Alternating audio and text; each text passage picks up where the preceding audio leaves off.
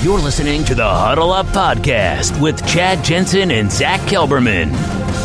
Join Broncos Country's deep divers at milehighhuddle.com and sound off. And now it's time to drop some knowledge.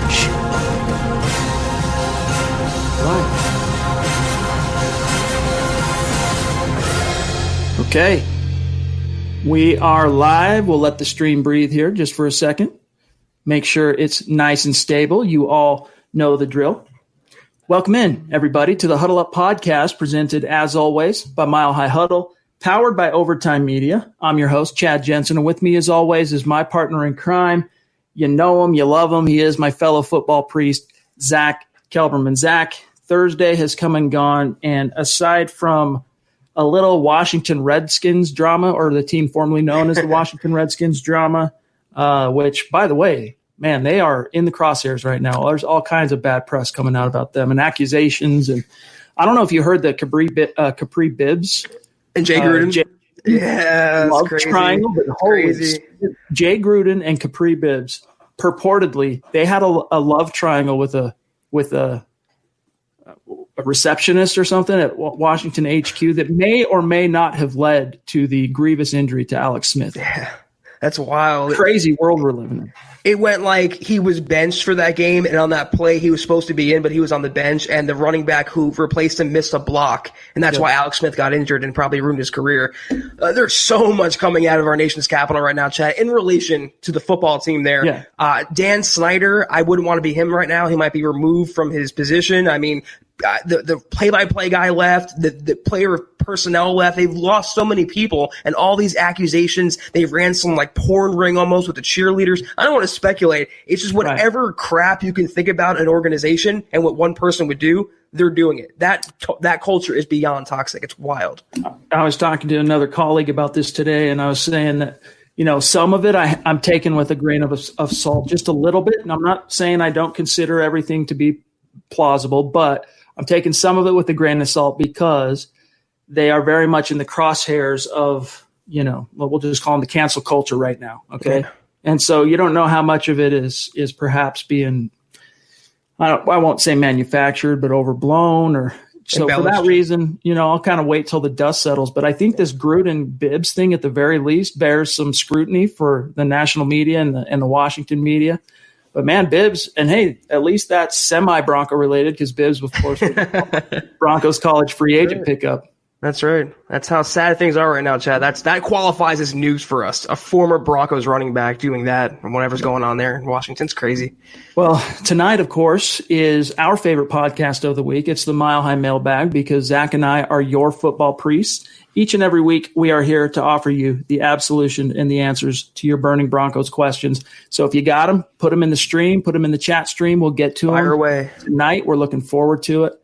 First, though, a couple of quick matters of business, and then there's two topics that I wanted to get to with you, Zack, get your thoughts on. But real quick, before we dive into those, as the show continues to grow, I want to make sure our new listeners know how to connect with us on social.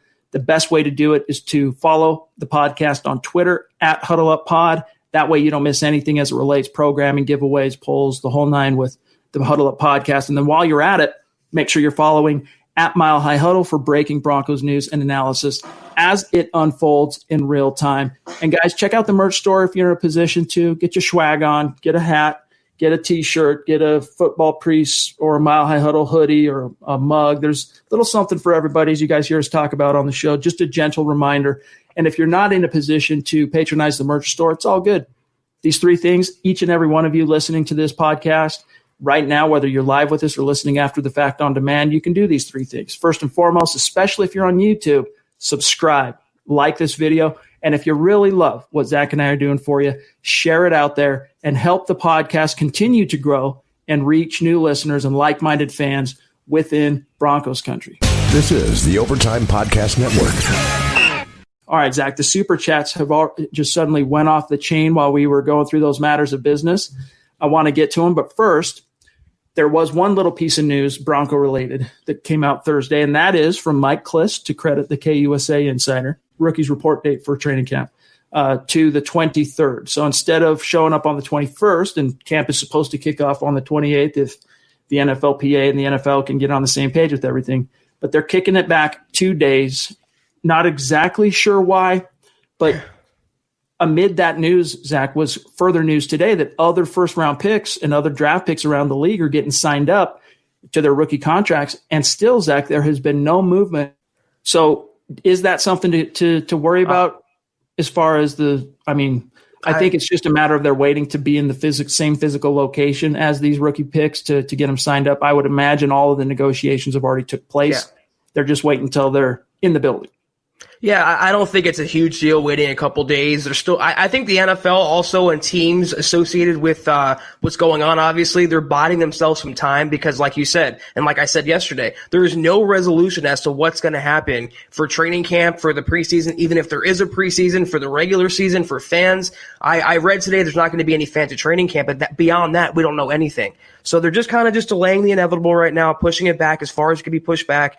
In a normal year, rookies report a few days early anyway. It's not a huge difference between that and this year. I think it's like you said, logistics, formalities, not a huge deal, and not really breaking news either. It's just like it's another sign, Chad, how slow things are right now.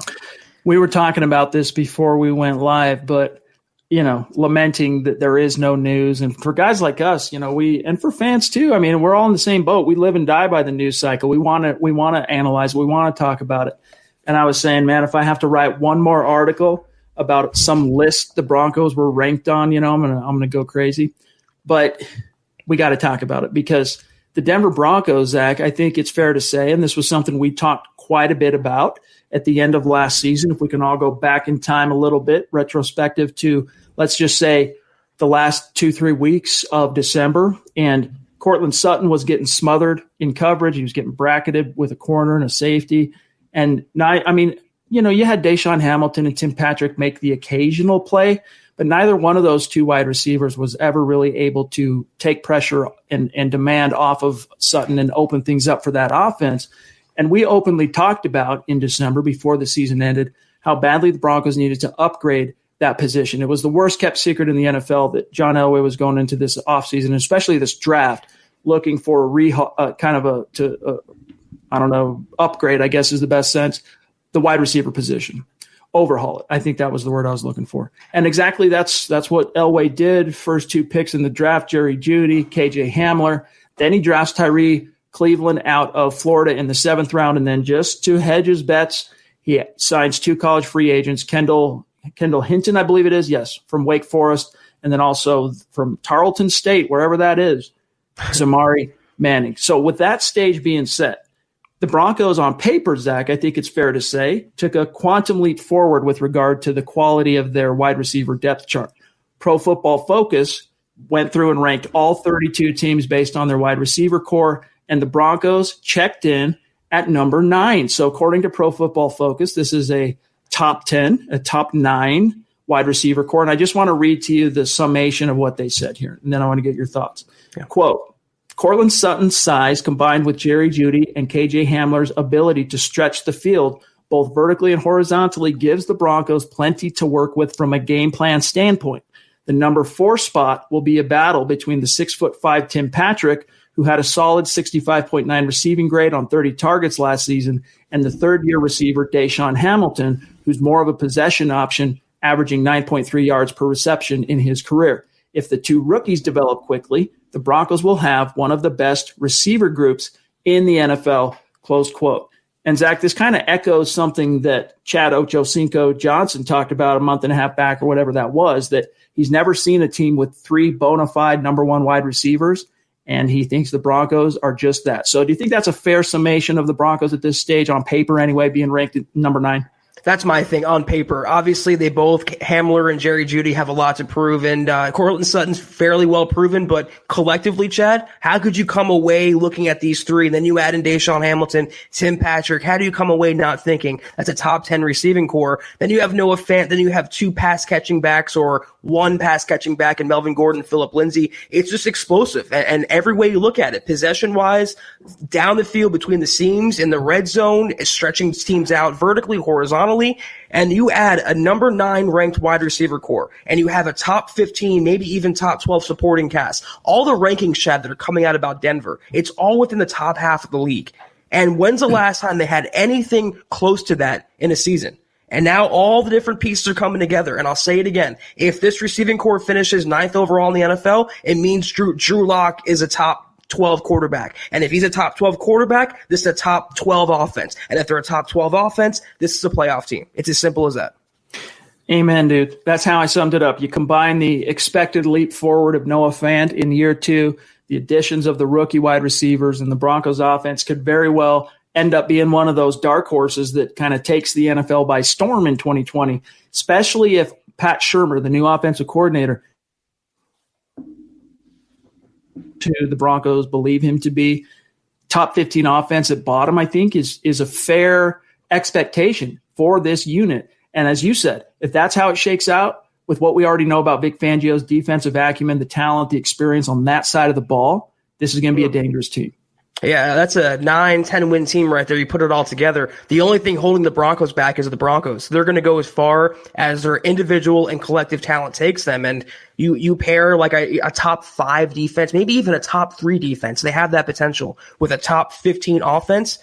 I mean, that's a well-rounded team. Like we've been saying, not a lot of other opponents want to face come January. Well said. We got Cali Dave jumping in, one of our Super Chat superstars. Really appreciate you, my friend. Thank you, Dave. He says, crazy week, but I'm back. So is training camp still a go? Can't wait. So at this stage, we've expressed some of our anxieties on the issue. Zach, I think, did, especially last night, that it's like, why is the NFL waiting till the 11th hour to negotiate and codify all these issues with the NFLPA when you've got camps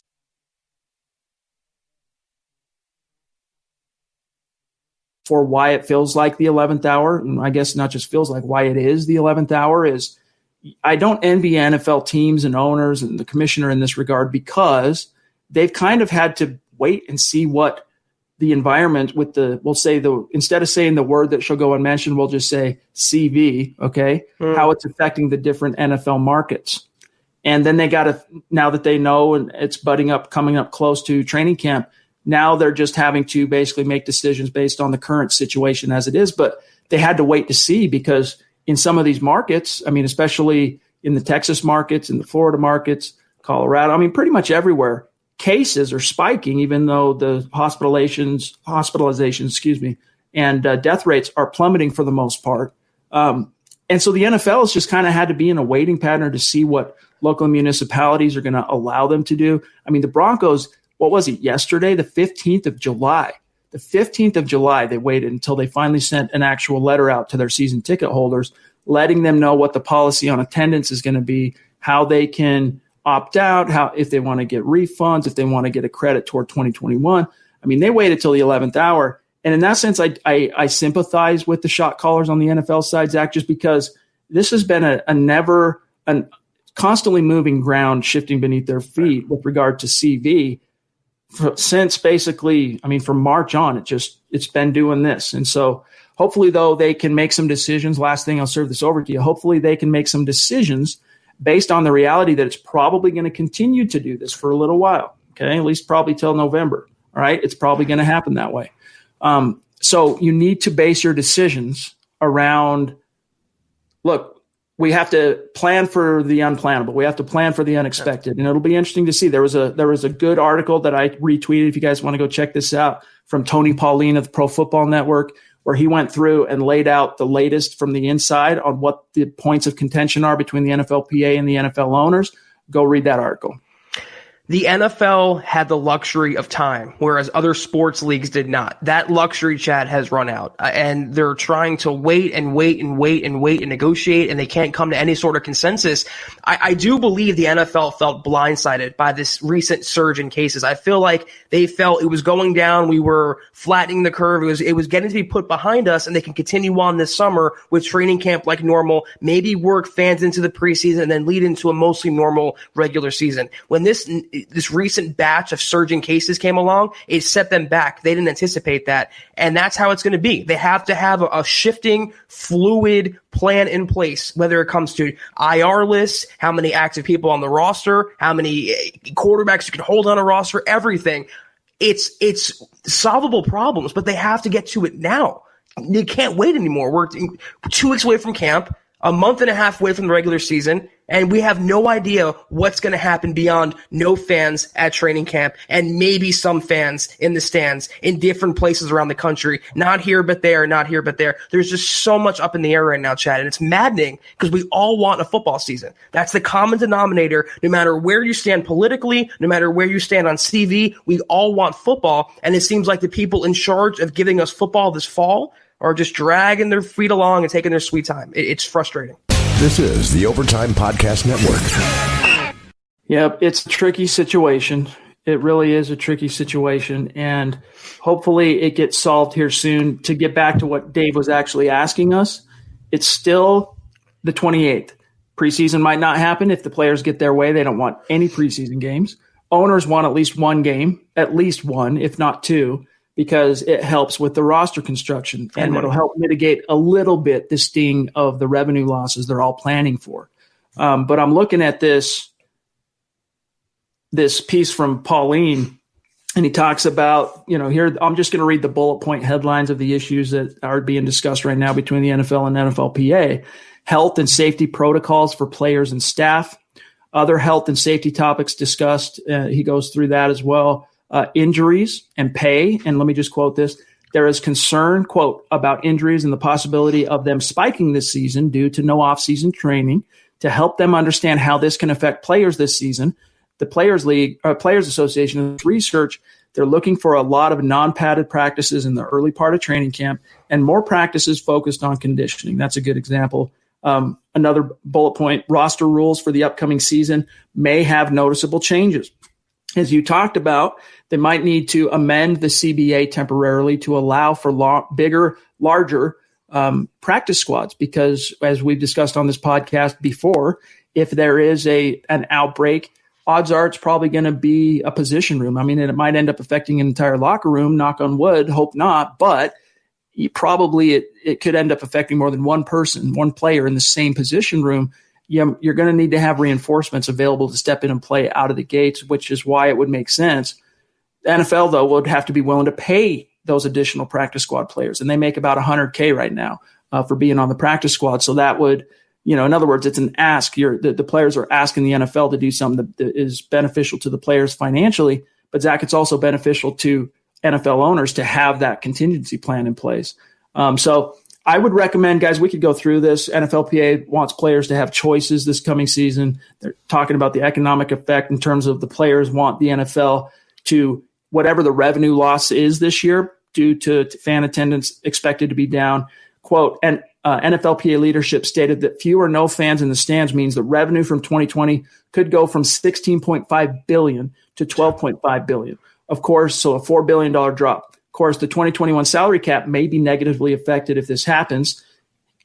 And this is something that affected, no doubt, the Justin Simmons negotiations on some level anyway.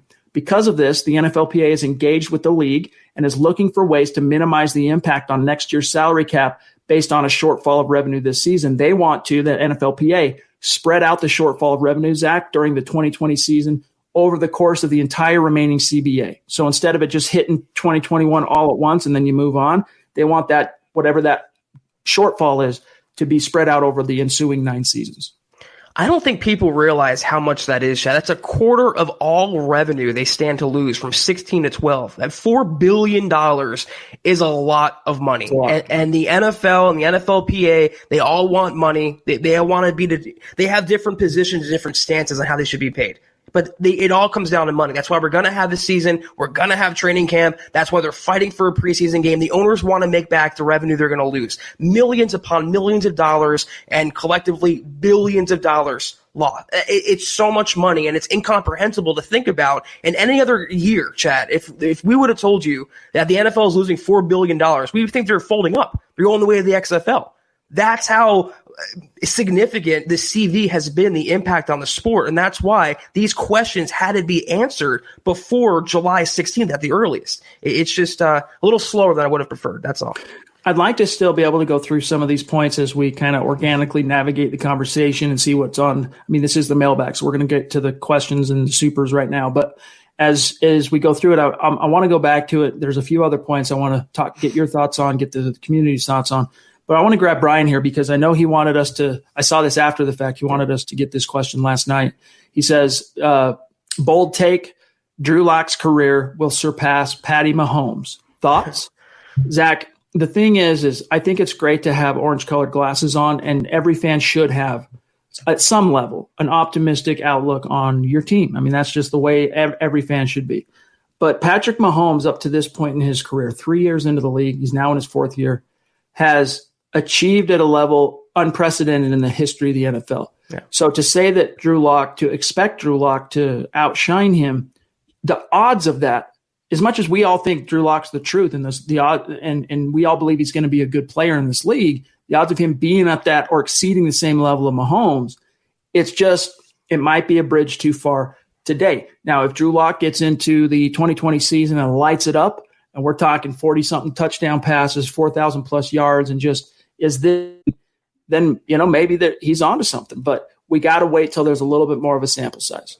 These aren't orange-colored glasses. These are orange-colored eyeballs, Chad. I mean, I love Drew Lock and all. I root for the Broncos and Lock to do well, but Patrick Mahomes is on a trajectory that exceeds anything we've seen in the history of the sport. In 2 starting seasons, to have an MVP, Super Bowl title, and a Super Bowl MVP under his belt, and to make the throws that he makes, and to bring them back in the playoffs from these huge deficits, and then it's just been superhero-like, Chad. It's been remarkable. I'm not advocating for the Chiefs. I'm not rooting for them. I'm not doing anything like that. There's no agenda. You have to recognize Patrick Mahomes as having GOAT potential.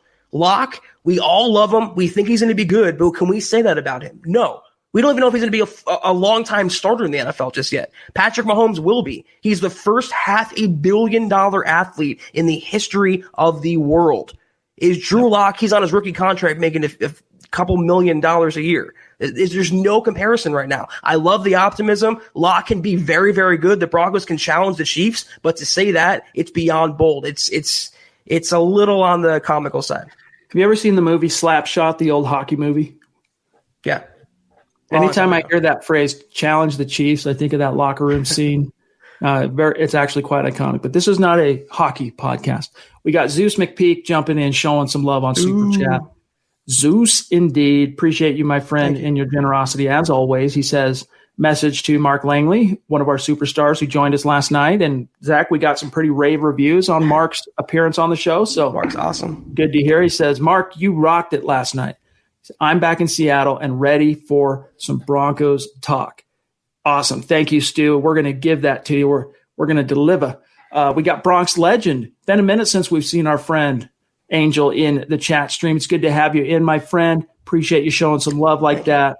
And he says, got to show the best pod some love. Hashtag state of being. Appreciate awesome, you, dude. as always. Much love to you, my friend. We also got Zach, web design, our friend Zach, who's going to eventually be on the pod as on one of our superstar segments, being very generous on Super Chat. Thank you, Zach. He says, just because you guys deserve love and support, I love our MHH family. Incredible. I mean, it's just the height of just sweetness, dude. We just love you. Appreciate you, my friend. So grateful. Thank you, Zach.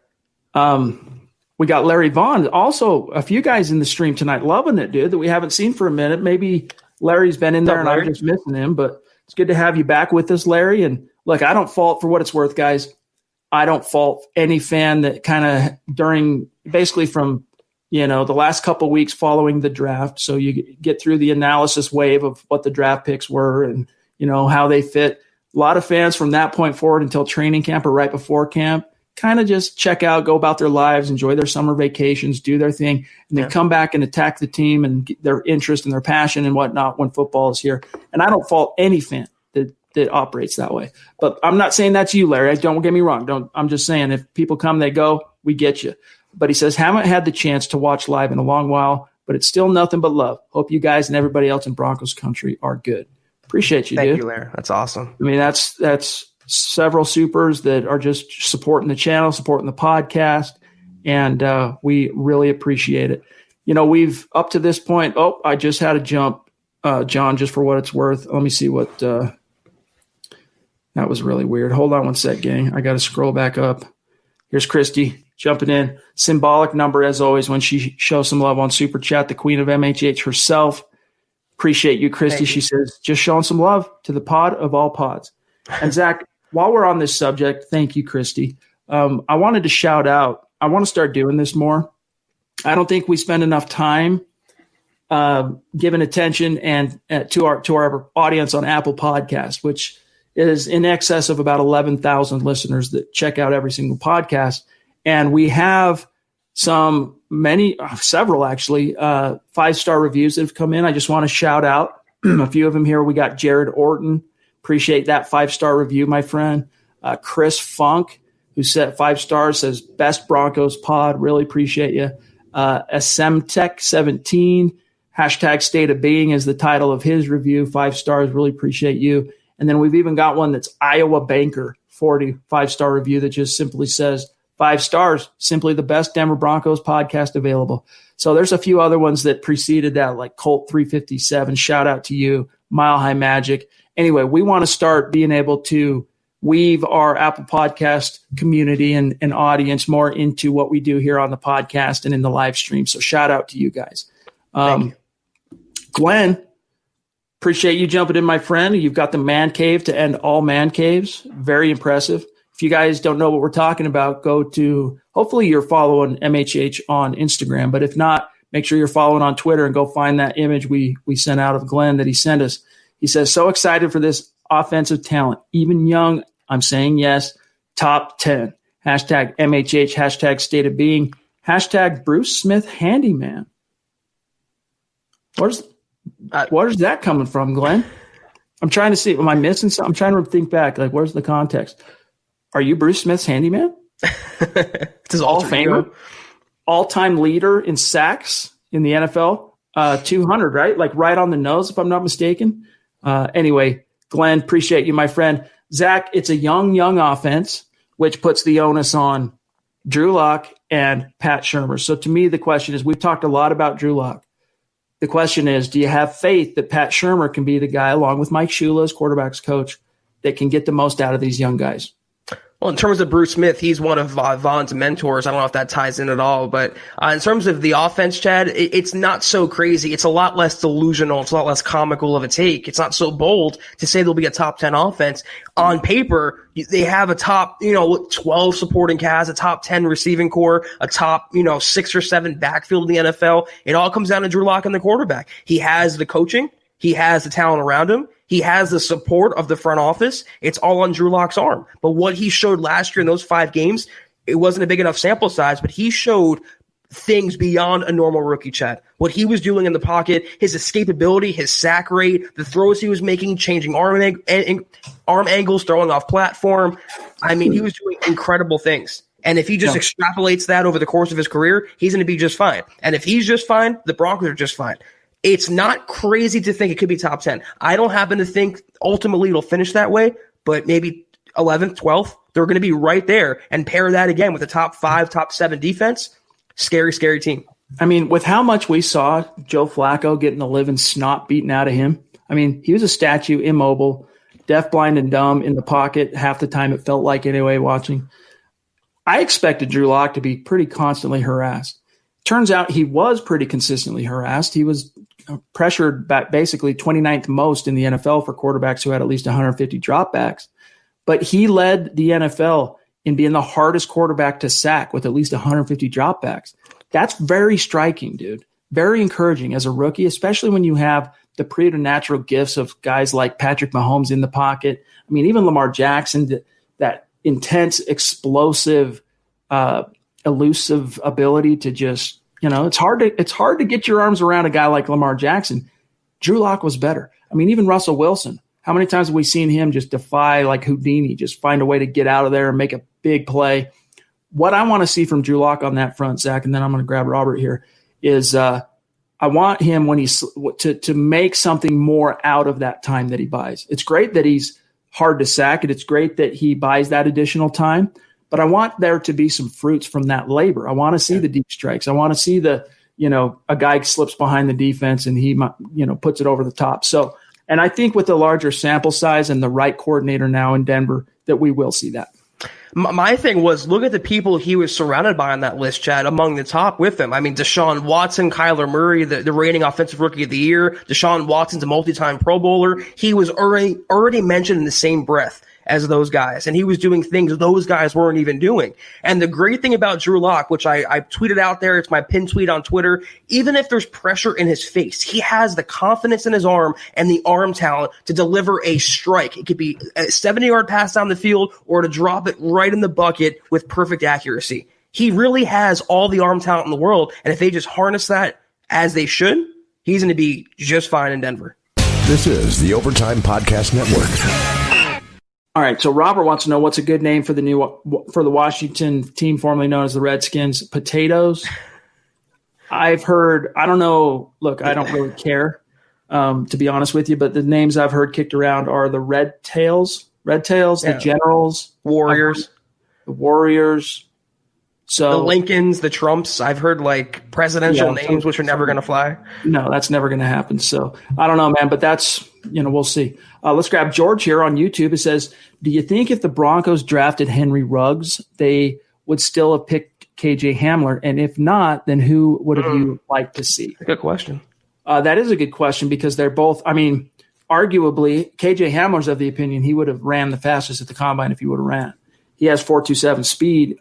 Purportedly, according to Penn State, who, it's not an objective, source for that information. So, but we've told you guys and shared the story of what Vic Fangio said when he was doing his research on KJ Hamler. It was Vic Fangio was the biggest proponent for the Broncos taking KJ Hamler when they did, because he timed him running a ridiculous amount or a ridiculous speed on a punt return. So, do you need two of those type of guys back to back if Ruggs gets drafted instead of Judy in the first round? I don't know, but there are a lot of really good options in the second round, which, you and I were not completely starry-eyed about the Hamler pick. We wanted him to do some other things. I'm trying to think back now. I'd have to go look at the draft selection order to kind of refresh my thoughts on who went there right after him that we were kind of pounding the table for. It's a great question, first of all. It's really thought-provoking. I would happen to think if they drafted Henry Ruggs, given his talent, given his speed, obviously, and given his projection as a number one wide receiver, he would have been a Jerry Jeudy and a KJ Hamler in one. And I feel like the Broncos made it a point to target wide receivers. They would have doubled up either way. But if they drafted Ruggs in the first round, they wouldn't have drafted Hamler in the second. They would have waited to the third or fourth round and still got a speedy guy, but not a premium guy like KJ Hamler. Speed is the only thing Jerry Jeudy doesn't overly have in excess. He doesn't win with speed. He wins with his route running, his technician, his footwork. He wins that way. Henry Ruggs wins with speed. So, again, great question. I happen to think if they did go Ruggs, it wouldn't be Hamler in round two. It would have been a tackle, hopefully. Let me find it real quick. I'm almost there. All right, KJ Hamler. So here were some of the names that went after KJ in round two. Jalen Johnson was one of the corners from Utah that I liked. Trevon Diggs, a corner from Alabama. Let me see here. Some of the names. A.J. Epinesa, who I think for most draftniks had a first-round grade on him, the D lineman from more of a true 4-3 defensive end from Iowa.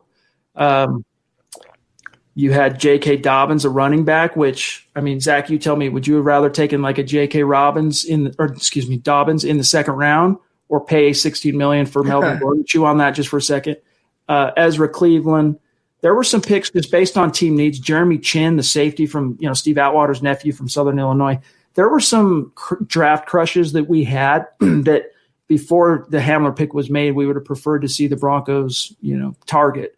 But who knows, man? You can't rewrite history, Zach. Yeah, I would have wanted a tackle in that spot. I don't know if Lucas Niang went before or after Hamler. I think he was a second-round pick.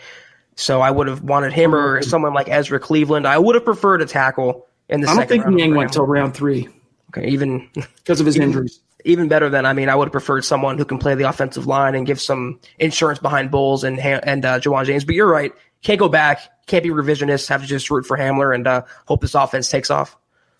All right, let me see what else we've got here. John, I don't know. Let's see. Okay, Robert, here's a better question. Let's grab Robert since we didn't really spend time on his Washington question. Where does Alberto fit in the scheme? Well, if you're talking in the scheme, Zach, he fits as Noah Fant's backup because Yeah. This is not, and especially now that you've got an embarrassment of riches and a log jam at wide receiver, you want 3 wideouts on the field. And that's what Pat Shurmur likes. So you can't, unless you're going to just go empty and run 5 receiver sets, you're not going to have 3 wideouts and 2 tight ends on the field. So in terms of Alberto, view him as a slightly less explosive version of Noah Fant. That's really what he is. So he's a seam buster. He's a guy that can come in and spell Noah Fant and probably give you similar, close to production as a receiver. But I don't think he was trained in the Jedi arts of blocking like Fant was, and he still has a ways to go. But Fant learned at tight end U at Iowa, where they teach him the pro style of blocking and receiving. So Alberto is going to take some time to marinate. I think fans would be remiss to get their hopes too high on Alberto in 2020. Once you get into 2021 and these coaches get a chance to get a feel for all these players and what they bring to the table, that could very much change, and I expect it to. But rookies, it's easy to get a little too excited about them in the off season because they're new and they just came in the draft and all that. But unless you're a first round pick, high second round pick, premium round pick, it's hard for those guys to really get an opportunity to distinguish themselves as a star. So will Alberto see the field this year? I do think he will. Yeah. But he's going to be a backup. He's going to be a backup to a backup, honestly. It's funny you make the Fant comparison. I was going to say Alberto is a really souped-up version of Troy Fumagalli. Mostly a pure pass catcher. He can split out wide. He can play in line. I think that's going to be his role. He's a fairly one-dimensional guy to start out. He will get some reps. You have to wonder, though, Chad, if a lot of this pick was a favor to Drew Lock. They played at Missouri. They had chemistry. They didn't really need a tight end. They had Noah Fant in the first round. They signed Nick Van Nett. They have 3 or 4 other young guys on the roster who can contribute. Alberto, he can be, the Aaron Hernandez to Rob Gronkowski and Noah Fant, but it's going to take some time to get there if it ever does get there. He's a great developmental guy to have on the staff, great guy to have for Drew Lock in the locker room, but it's Noah's Fant position at tight end, and it's in Shurmur's offense, Chad, it's Fant, and there's everybody else. KP here, there's 2 ways to look at this. Kevin says, I think Bowles has been getting hindered by quarterback statues who like to hold the ball. True. That hasn't helped him in his struggles. It really hasn't. That's only magnified and intensified Garrett Bowles' learning curve and struggles. But then Kevin says, in Chad's recent article, he addressed the fact that Drew Lock is the top quarterback getting the ball out of his hands. He's not the top quarterback in getting the ball out first. He's the top quarterback in evading the sack. It takes the longest for opponents to get him to the turf. So he gets rid of the ball 2.38 seconds from the snap on average, and it takes 4.30 seconds to sack Drew Lock. So there's a couple of different ways to look at it. I think, the truth lies somewhere in the middle, and that is that Bowles, it was no coincidence. Look, I'm not a huge believer in coincidences, all right? Things correlate. And for Garrett Bowles, we talk about how he improved down the stretch and only relinquished 1 sack from week 13 on. Drew Lock's ability to evade pressure and be athletic and mobile and all that has a role on it. So, yes, that takes pressure off of Bowles, and I think it's one of the reasons why it's safe to be at least slightly optimistic that you're going to see more of the same from Bowles. The Bowles you saw down the stretch last year, you're going to see more of that in 2020. And, I don't think it's outside the bounds of the plausible too, Zach, to think that Munchak is finally reaching him in the sense that the penalties will start coming down, that discipline and the discernment and poise to not, let your technique lapse because you got beat or whatever. I think that improved down the stretch as well, which you can't really attribute so much to the quarterback change, but more to the coaching finally sinking in. Well, here's what I don't understand, though. Was Trevor Siemian a statue? Was Case Keenum a statue? I understand excusing him for Joe Flacco because Flacco was literally immobile, but you can't blame every single quarterback on Garrett Bowles or vice versa. He's had multiple offenses, multiple schemes, and he's been the same player through all of it. Flacco did him no favors. Brandon Allen did him no favors. But I think the resurgence with Drew Lock was more about Drew Lock than Garrett Bowles. I just can't stand the hand-holding. He did get better. You saw it in his technique. You saw it in his play. But excusing him since 2017 because of the quarterbacks, I will never get on board with that, Chad. He has to take some accountability for his own play.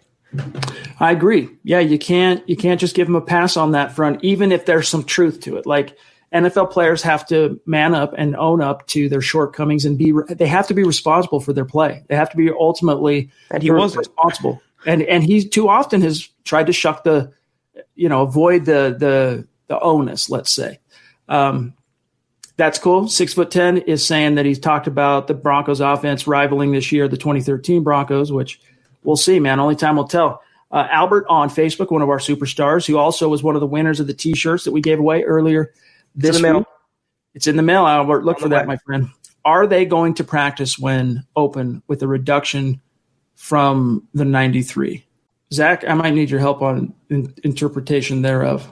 Are they going to practice when the facility's open and with a roster reduction from 93 instead of 90? Okay, so there was a report that they were going to perhaps trim rosters from 90 to 75 if the preseason, in fact, got cut down. We don't know that yet. We don't know if that's going to happen, if that's what you're asking, Albert. And if we're missing the mark on that, just clarify. Clarify your question, and we will absolutely get to it. Bonafide superstar, George, the biggest Queensryche fan on the planet Earth and a massive supporter of the podcast and a huge Broncos fan. Really appreciate you, my friend. Thank you. Another message for Mark Langley. You rocked it, he says, last night. Just showing love for our MHH family. Hashtag Bowls 2020. Very nice, dude. Appreciate you, George. And it's fun being connected with you on Facebook and on social media and getting to see, one of the cool things about Facebook, there's a lot to criticize about Facebook. A lot of young people don't even use Facebook anymore. It's like late 30s, 40s, and above boomers, if you want to call them that, are using Facebook. But one thing I do like about Facebook is for people, whether it's your friends, families, associates, acquaintances, people that you don't see and engage with physically every day, you get a little window into what's going on in their lives. And that's one of the cool things that I enjoy about connecting with our community on social media and like Facebook is seeing what they got going on and seeing, what they're doing and their family and stuff like that. So that's one of the reasons guys reach out to us, connect with us on social. Miller 707 says, I don't think he will, but if Justin Simmons has a down year, does Denver re-sign him still? I strongly feel he's going to ball out and prove his worth, but if he doesn't, how much money do you think he loses? That's a really good question in terms of if he doesn't follow up All-Pro with another All-Pro, what happens? He still gets paid. Justin Simmons unless he gets hurt, Justin Simmons has a phenomenal reputation in the NFL, which is one of the things that makes the Broncos' decision to just not pony up and pay him what he wants curious, because he can get that money elsewhere. Trust me, dude, if he were a free agent, he would have got the money he was after. Justin Simmons is very well respected. The other 31 teams know exactly who he is. The Broncos just, they've only extended 4 Elway draft picks ever. Don't ask me to explain it. I think it's just a frugal nature of the football executives on that side. They're kind of developing a little bit of a reputation, Zach, for being misers. And it's not unjustified. Like there have been a few, like Matt Paradis is a good example. And the situation here with Justin Simmons, even though they're still paying him a big increase, he's getting a huge raise this year. They didn't lock him down long term, and we know he would have got that. Dude, he would have got that money on the open market. He would have, yeah. He would have been paid like a top 3 safety. And the Broncos are probably hoping he has a down year. But first of all, what constitutes a down year? Is it 1 interception, 2 interceptions? Is he played just in 13 games, 14 games? If he takes a downturn from 2019, he's going to get a multi-year contract. And the Broncos would get him on a discount. He wouldn't be asking for 15. He wouldn't have justification to reset the market with a down year. It's all about negotiation and leverage at that time. Simmons' leverage this year was fairly high. He was not a top 5, top 6 safety. He was a top 2, top 3 safety. He would get, like Chad said, though, I'm in full agreement. If not with the Broncos, he will have a multi-year contract from some team in 2021. You don't let good up-and-coming playmaking safeties get away. And also, if the argument against him is that he had 1 good year and that's why he doesn't deserve a contract, if he has 1 bad year, why should that be the end-all, be-all either? And we need a fair balance and fair assessment on his talent. Even in a bad year, though, he's still, top 7 guy in the NFL? You pay those guys. You keep them around.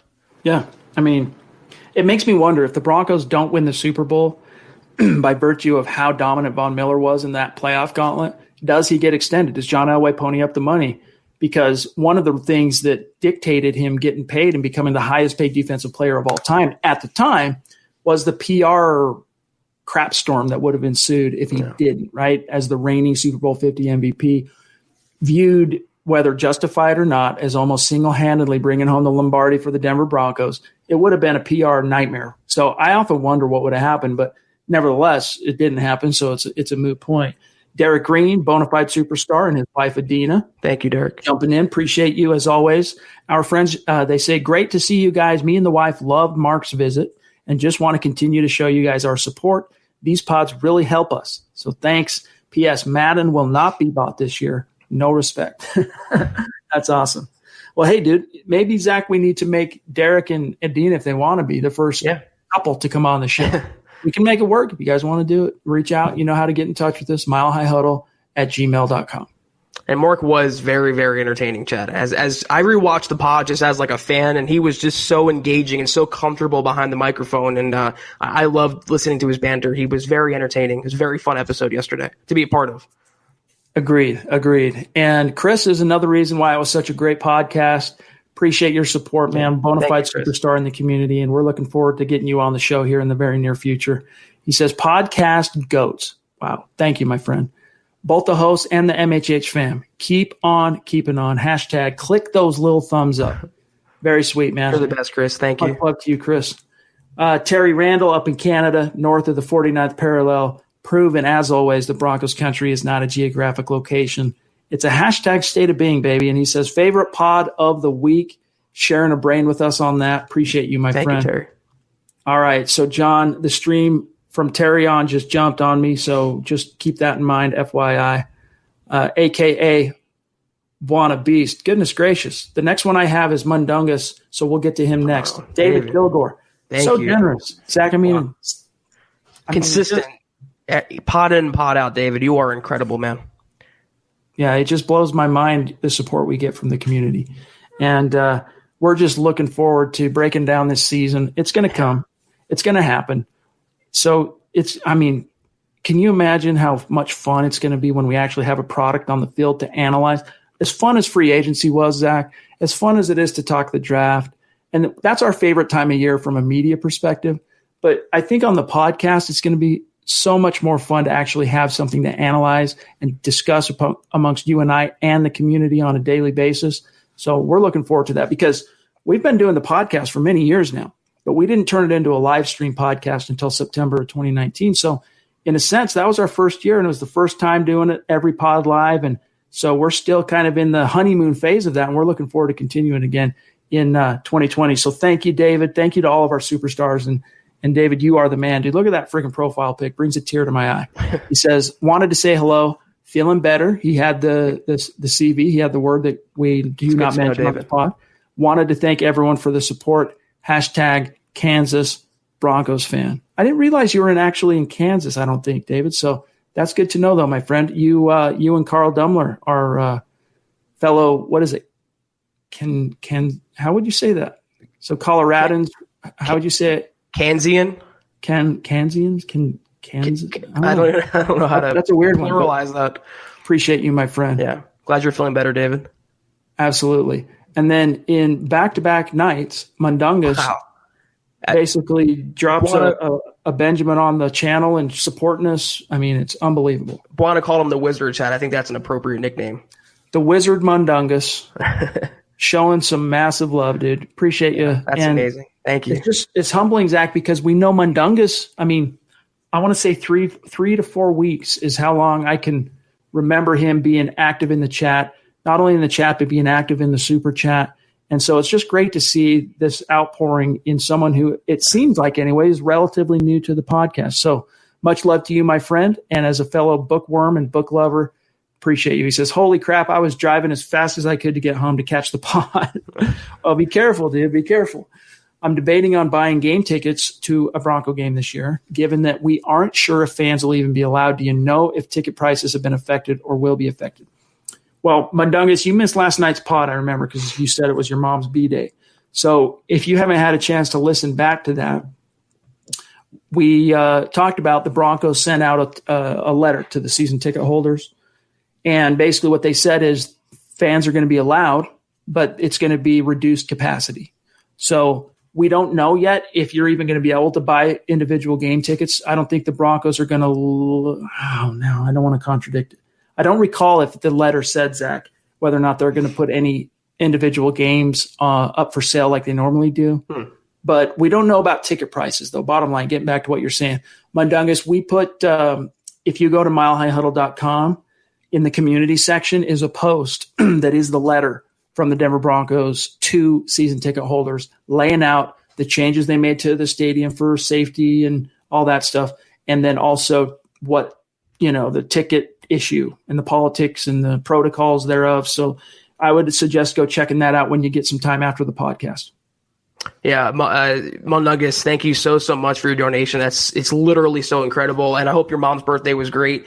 In terms of the ticket prices, we don't know. I mean, that's what I'm saying. We don't know anything right now. Chad, we had a question yesterday. Someone was asking if they can see the Dolphins game, Broncos. We didn't know how to answer because we don't know. The Broncos don't know. The NFL doesn't know. These things are still being worked out, and they're just kind of going to have to patch these issues along as we go. I mean, the next thing is training camp. They're going to have to sort that out, and then from there, they'll work on the regular season. So keep it locked to us. Keep it locked to the podcast. We'll be sure to break it down when we do know for sure. Amen. Appreciate you, my friend. Jillian jumping in on Facebook. We always want to show love to our awesome Facebook audience as well. I wonder which undrafted free agent will stand out the most on offense and defense. So there's only, let's see. Offensively, you got Bellamy, the running back. You got the quarterback who's just basically a camp arm, Riley. What's his last name? Riley from Vanderbilt. Always escapes me. I don't know. Too. I keep wanting to say Dixon, the punter, but I keep wanting to say Riley Reef.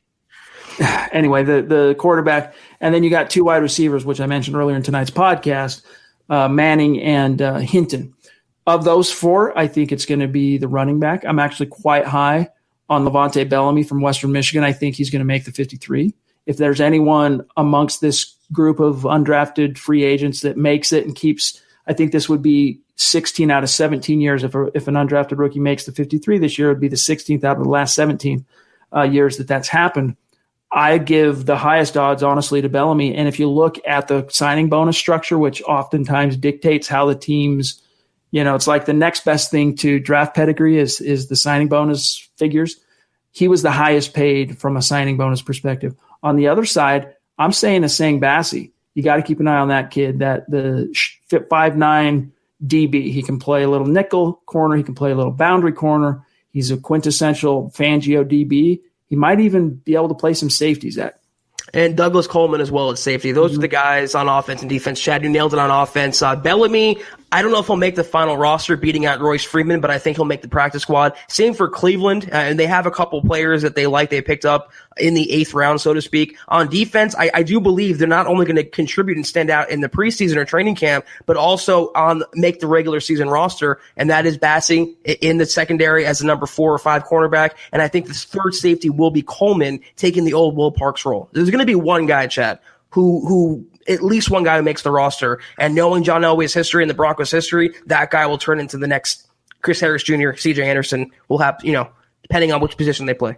What's crazy about John Elway's draft record, and then also, we talked about his resume for giving a second contract to a draft pick.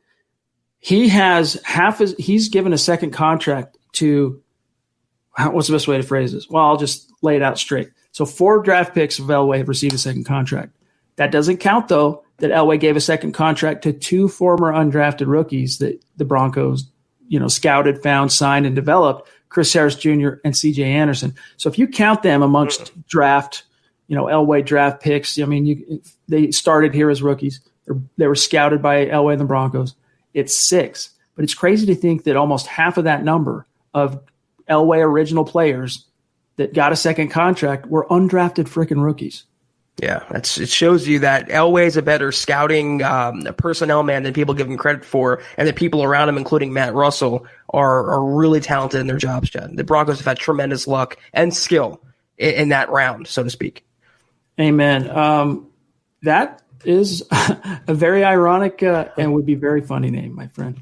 Flippin' Booch, they should have an Army-type color. That would be cool, in my opinion. Do you guys agree? If you're talking about Washington, yeah, why not? I think they would prefer not to have to change their team colors if they can, if that's what you're talking about. Greg, it's good to see you, my friend, on Facebook. Really appreciate the kind words, and with you joining us, as always, my friend, thank you. All right, we're getting close to our time being up, so I want to kind of rapid fire these great supers that are waiting here. We got a good one from James, too, I want to grab. Adina and Derek. I mean, you guys blow us away. Yeah. Thank you so much. Thank you. We appreciate you more than we can say. Adina says, just sending y'all some more love from our Broncos family. Very sweet, very kind. We thank you, and take good what people. We said seriously. If you and your man Derek want to come on, let us know. Reach out on email, and we can set it up. We'll probably be after August because we've kind of got it, scheduled right now. But we can make it happen. Yeah, just good people, Chad. Good souls in this world. Amen. James, what if he's Isaiah McKenzie that the coaching staff have an idea with how to use? I'm talking about KJ Hamler. What if he's Isaiah McKenzie that the coaching staff have an idea with how to use him? I'm not sure how to interpret that. I think like how McKenzie went on to start for the Bills, the way they use him at the backfield as a slot guy, all over the formation. The Broncos never had that with getting out of McKenzie. They never had the coaching.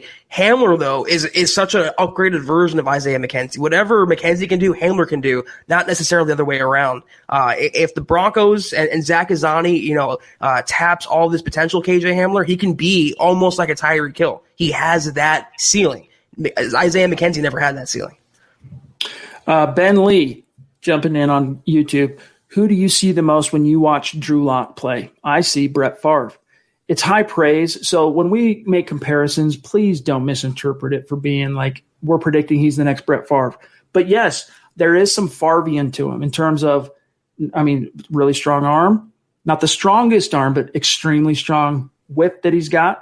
The pure joy. And you can just tell when he's out on the field, man, he just is. It's pure joy. He's having the time of his life. And that's very Brett Favre. From a fit perspective, or not fit, but from a skill set traits perspective, I think he's a mix between Favre, Matthew Stafford, and just a little bit of Patrick Mahomes.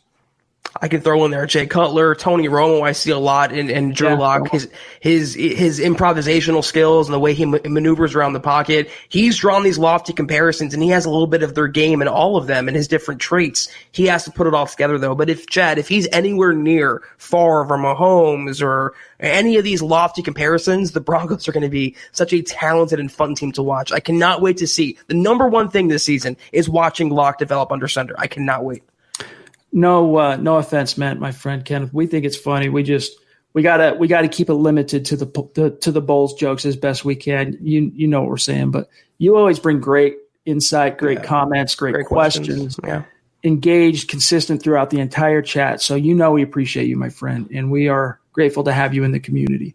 Ron Dub, there he is. There he is. Ron Dub jumping in, bona fide superstar. Hey guys, who do you think the dark horse MVP of our O line and D line will be this upcoming season? So always great questions, Ron. Yeah, man, that's you could put an article around that. That's a good question. Maybe you should become a writer, Ron. And if you become a writer, maybe you should hit me up, dog. Dark horse MVP. If you're going to say dark horse, it's probably, either Lloyd Cushenberry or Graham Glasgow. And of those two, I'm going to say Cushenberry because we know he's that leader that is a mauler in the run game, gives up maybe a little too many pressures than you prefer, at least in his last year at LSU. But I think with under the wing of Munchak, Chris Cooper, this is a guy he's a plug-and-play starter. You got a first-round caliber center in the middle of the third round. So I'm going to say on that side, Zach, it's got to be Cush. On the D-line, now that's a little bit more curious. I think to say it would be anyone other than Jarrell Casey, though, you would have to really make a case. He's a stud. He's a bona fide, proven NFL stud on the D-line. And, maybe Shelby, if he takes that next step in his development and proves that he's more than just an occasional sack guy, that he can be disruptive in the run game. And I don't think it'll be Purcell, though. Is there someone behind those three that we're maybe missing that we should be talking about? Could it be Draymond? I was thinking DeMarcus Walker. Super dark horse. Dark horse MVP. It's a little contradictory because if you're the MVP, you're not a dark horse. On the offensive line, they're all pretty much dark horses, but the darkest horse is Garrett Bowles. So if he can really hit his potential and the Broncos can finally get that light bulb to go off, he can be a top 15 tackle in the NFL, left tackle. And if he is, I think he would be the MVP. only if no one's expecting that this season from Garrett Bowles. If he can be un-Garrett Bowles-like, he will be the MVP. Jarrell Casey, to me, is too easy to say. I mean, he will be the MVP, but the dark horse guy could be DeMarcus Walker. If he makes the roster, fighting for his job, fighting for his future, we know he has the potential. You know he has the pass-rushing juice. If he can just harness that and get in Fangio's good graces, that's a dark horse candidate right there, but buried underneath everybody else. Well said. That's a great point, dude. That was a great point. That was not necessarily low-hanging fruit, but when you want to talk about dark horse, they'll be in the MVP. I mean, if Bowles turns that corner, you need your left tackle to be your MVP on the O-line. So well said. Caleb jumping in on YouTube. Do you think Noah Fant can make a George Kittle type jump from his rookie year to year 2? I do think he can. I think he's a more naturally gifted athlete and player overall than Kittle is. But does he have the same wherewithal between the ears? Does he have the same grind and work ethic? That we don't know yet. Only time will tell. I think he's going to have a big jump in year 2. I really do. I think Noah Fant is going to be one of those guys that everyone knew because he was a first-round pick and a big-name draft prospect coming out of Iowa. But he's going to be a guy like Courtland Sutton, who everyone knew, but now he becomes like a household caliber name in his second year. Like he's going to be that good. Is he going to be like best tight end in the league caliber, or at least George Kittle, challenges Travis Kelce, I think, for that?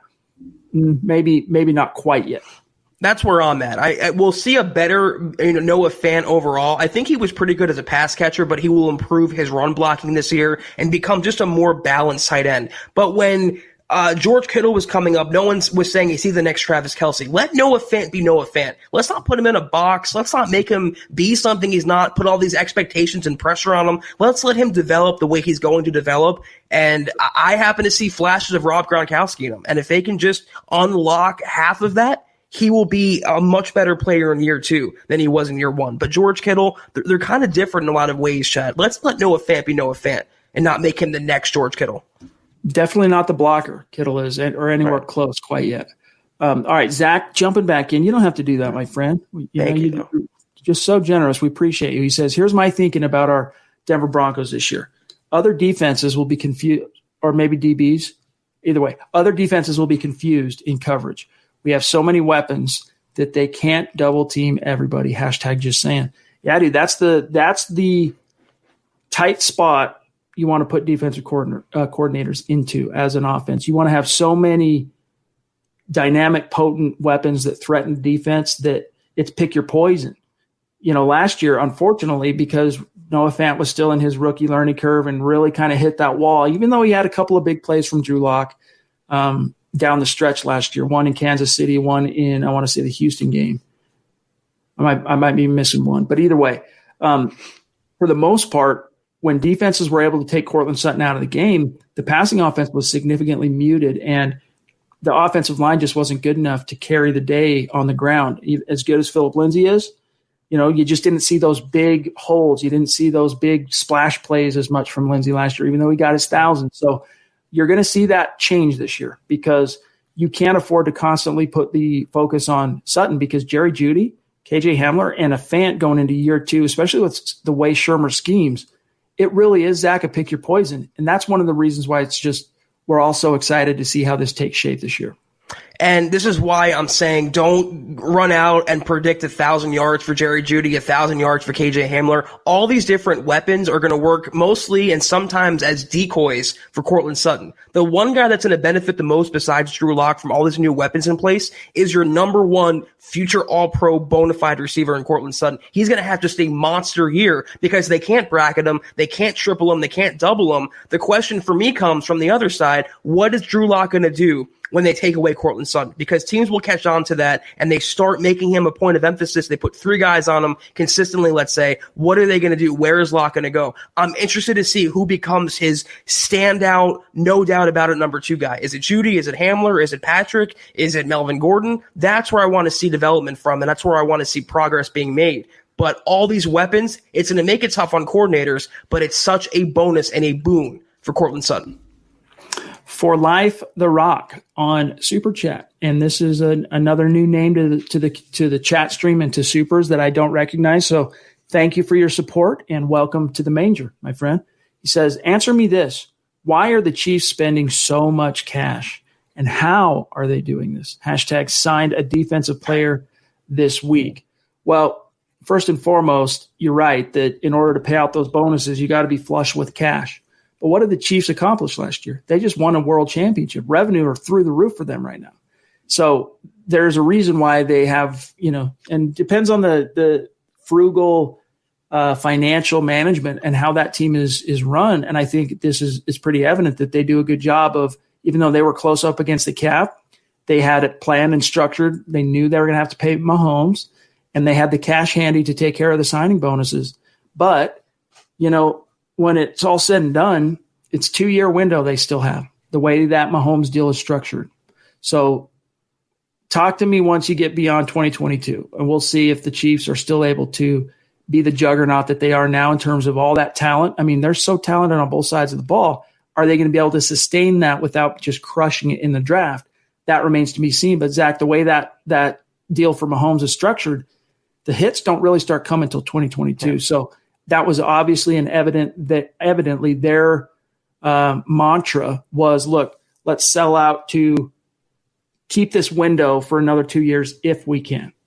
I don't think Brett Veach gets enough credit in the NFL, the Chiefs general manager. He's a top 5 guy, and their cap guy, I don't even know who his name is, Chad, but he does. If you can sign a guy to $500 million and you still have flexibility for 2 more years, if you even have a window still open, if it doesn't cripple your cap, you did something majorly right. They appeased him by tying his contract to the revenue streams and the TV deals. They got their quarterback under contract for a decade. And it's not going to even go into effect for 2 years. And you still have money left over to finesse enough, because the salary cap is an illusion, folks. It's not real. And the Chiefs guy finessed it in the best way possible, and getting your franchise defensive lineman, Chris Jones, under contract for the future, for the long term as well. You got to just tip your hat sometimes to Kansas City. What they did with these 2 players, Chad, is remarkable. And it shows that if the Broncos want a player bad enough, they can always find a way to make it happen. When it comes to the salary cap, where there's a will, there is a way, and you can defer cap hits over multiple years down the road. And so, if there's a reason why, for example, Justin Simmons didn't get that long-term extension, the Broncos could have done it. It's not like they were so up against the cap that there was no options. And even if they were up against the cap, again, we talked about this on last night's pod, the Chiefs started this offseason with not even enough cap space to buy one of their own tickets. So anyway, Christy jumping in again, showing some love on Supers. This is the last podcast for us this week. So thank you, Christy. She says, hope you all have a great night. We got Broncos for Life Scotty jumping in also. Appreciate your super chat. Just showing love. I have many podcasts I download for work every day, but yours always get bumped to the first one in the morning. That's cool. Awesome to hear. Very sweet, man. Very humbling. Thank you so much for popping in and not only supporting the channel, supporting the podcast, but telling us that, man. That means a lot to us. We like hearing that stuff. Thank you. Glenn wants to know, jumping back in. Thank you, Glenn. How do we buy a gift certificate from Mundungus to stock Zach's shelves? Hashtag channeling my inner KP. Hashtag when do you two do a book together? I am, Zach, I'll let you reply to him while I search, because Mundungus gave me his URL. I'll put it in the chat stream. Now I'm just being vindictive and petty enough where I'm not going to even fill that bookshelf just so I get these comments. But yeah, it'll happen. Slowly but surely. I have some plans for the background and everything like that. So I love the jokes, though. It's always good fun. If you guys want to check out Mundungus's bookstore, I just put it in the chat stream. So check it out. Take care of the community. That's what we do. All right, John, am I missing one? Oh, Mark. Hey, dude.